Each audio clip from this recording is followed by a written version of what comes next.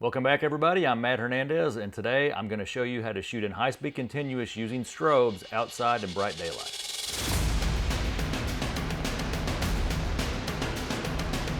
So shooting outside in bright daylight can be challenging, and one of the things I'm known for is underexposing my background even in the middle of the day to turn day into night. It always wows my clients. Other photographers love it too. They want to learn how to shoot like that. And you have to have, the main thing you have to have is a strobe powerful enough to give you that ability. But one thing strobes can't do is shoot fast enough to get an athlete in action while underexposed in the middle of the day. Because they usually have to be at full power. So I shoot with FJ400s, and so they definitely have to be at full power. Now there are more powerful strobes out there, but FJ400 for the price, you get a lot of bang for your buck for that amount of power. And they're great because you can freeze action outside using high-speed sync. You can underexpose the background because they're powerful enough. However, there is a problem. If you want to shoot in high-speed continuous, a lot of people want to do that when they're learning, and I have to, unfortunately, ruin all their hopes and dreams telling them that they can't do that. You have to take one shot at a time, which can make it a little bit more, well, a lot more challenging to get the athlete exactly how you want them. I suggest doing is shooting the athlete in action with natural light first, and then you can see what position their body's going to be best in, and then you can turn the strobe on and take your one shot and try to time it correctly.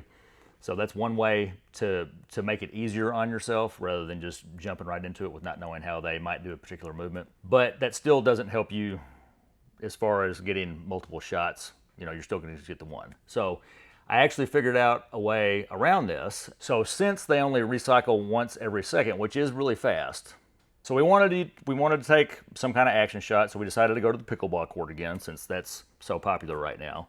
And I tried to think of what would be the most dynamic type of shot for that. So we decided that a spike would be. So we had to go through and tape the area where I wanted to take the shot. I told my athlete where the mark was so he could visibly see it. We put a black piece of tape down so he knew where to go to, like he could see it out of the peripheral vision the whole time. That way that he moves to the same spot every time. It's very important because once you set your lights up, if they don't go to the same spot, then obviously the light's not going to hit them optimally every single time. So we put him in the right spot first, and then we worked back. So we figured out where he was going to end up, and then where he was going to start, and then in between. And so we lined our strobes up in a way that was going to fire at full power in sequence when he moved from where he began towards the spot where he was actually going to spike it, where I was going to take the picture. That was a little bit challenging because you want to make sure that the strobe is firing with the right power every time. Obviously, you want to get the most power that you can.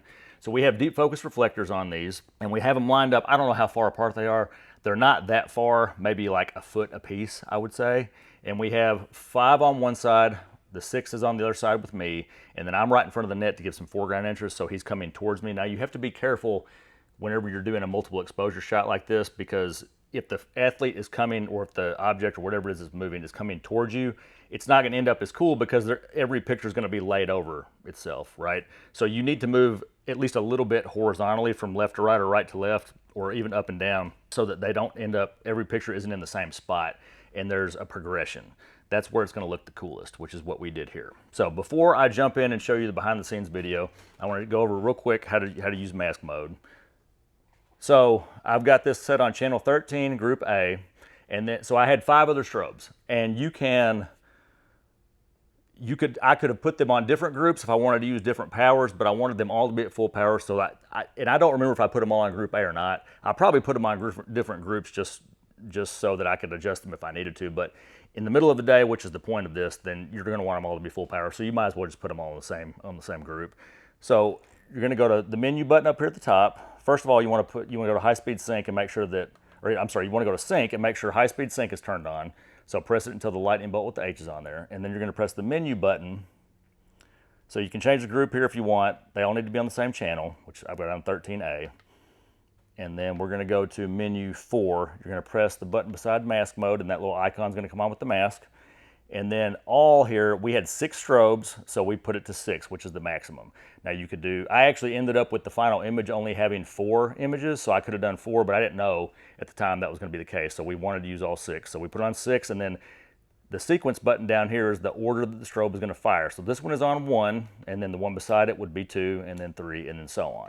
So that way, your first shot's going to fire the first strobe, second, number 2, third, number 3, all the way to 6. right? And it's going to fire in order, and the recycle time doesn't matter that way because you're firing 6 different strobes. Now, I know that what people are going to say, they're going to comment and say, well, I can't afford 6 strobes, or I don't have 6 strobes, and that's fine. I'm just showing you how to do this if you want to. You can do it with 2 or 3 or 4 or up to 6 if you want, but you don't have to do it with that many. If you only have 2, then do it with 2. If you only have 3, then 3 is fine also. But it would work the same way. So you just start with 1 and then move the strobe back according to where the person is moving. So let's look at this behind the scenes video that my buddy Jake took.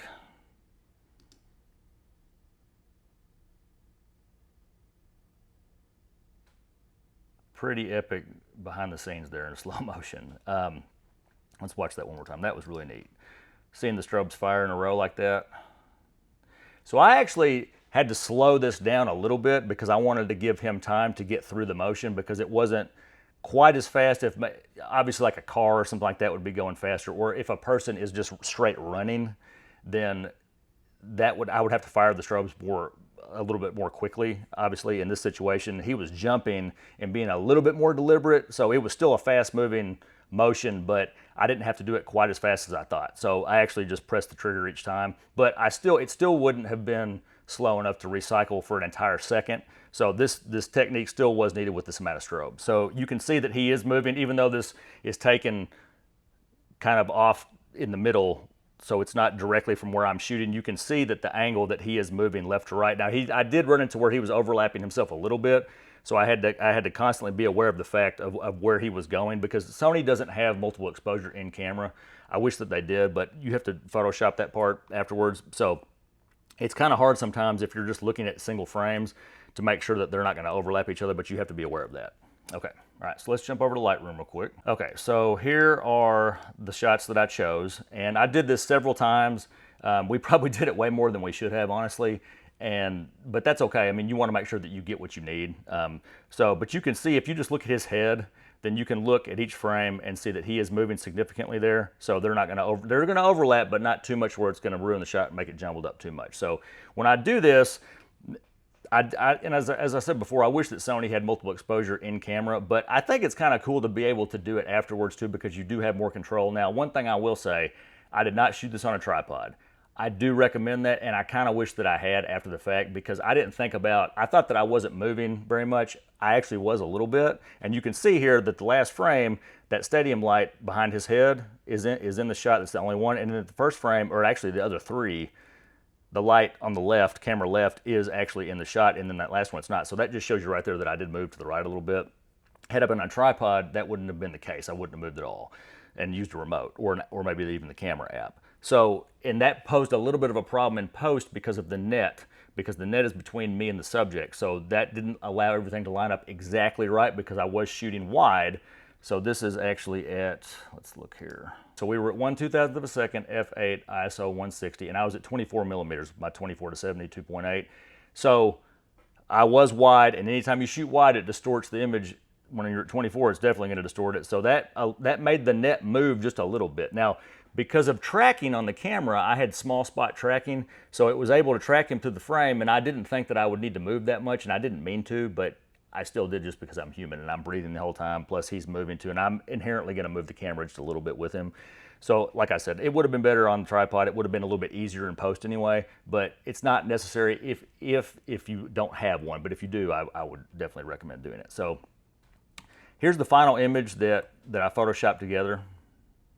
So if you had shot this in camera, and which I haven't used a camera that has multiple exposure built in a while, because I've been Sony for a few years now, but back whenever I did it on Nikon before I switched, you didn't really have control over each individual image like this. It basically would just make them all the same opacity. So that you wouldn't have been able to make that one person in the middle where he's spiking, at that one shot of him spiking, that wouldn't have been, I made that 100% and everything else 40. So that's able to let that one most dynamic photo stand out in the multiple exposure. So that is one benefit to doing it in post. So real quick, let's just jump over, and I'm going to show you the Photoshop file just so you guys can see how I built it. So you can cut these out several different ways. You could send it off to somebody. You could use remove background. I just use select subject in Photoshop and then refined each one. Because they're on the same background, they're going to match up pretty well. So, and another mistake that I made is I didn't shoot the background by itself, which I definitely should have, because then that allows you to mask things out a little bit easier, and you can have one solid without the person in it or the subject. So I used generative fill, which it worked. It's not perfect, but it did work. It did work well enough in this case. But I wish I had thought of that beforehand. So okay, so here's the first shot, and you can see it's at 40%. So make it 100. There you go. You can see what it looks like. Let's turn it off and go to the second one. There's 100%. I'm going to go back down to 40, and then. So the third shot is actually the one that I made the most. I made 100% opacity. So there's actually the third one. And I photoshopped the ball into because it wasn't actually in the frame. So I just took it out from the frame previous. And then there is the fourth where he's finishing. So that's definitely not the most dynamic shot because the ball is not in it at all. It couldn't be photoshopped in it because it wouldn't look right. So he's coming down, obviously off his jump. So I didn't want to make that the focal point. That's why I put it behind the third shot, which this is the best one by far, okay? So then we turn that back on, turn it into 40, and then we turn them all on at once. Then you can see that if he had been coming straight towards me, they would have overlapped each other similar to the way these two are doing, and it would just been a big muddy mess. And I actually had another series of them that I tried to Photoshop before this one, and it didn't actually work because they were overlapped too much. So I switched sequences, and then I also changed the number of photos in the final picture so that it wasn't quite as many, so that it worked a little bit better and was a little bit less jumbled. So like I said, just select subject and then mask each one. I had to finagle these a little bit at the bottom where the net was, where it didn't line up right because of the tripod issue. So, but I already discussed that. So just, I would suggest doing that if you have one. But there's the final shot, all put together, a little bit of grain added in. So it worked out really cool. It was a lot of fun to do. I love doing stuff like this. You got to make sure that you're setting yourself up to succeed. And one of the biggest things people do is they move around a lot and you may not think you're moving, but in reality you are. So you want to make sure that you get the sequence in the same spot with moving as little as possible. And if you use this technique, if you have multiple strobes that you can use mask mode like this, it's gonna be a much higher probability of success than if you do it without. So that was a quick one today. I hope you guys enjoyed it. Hope you got something out of it. If you did, I'd appreciate a like and a subscribe down low. Make sure you hit the bell so you get notified when we post new content. There's gonna be a lot to come. We'll see you next time.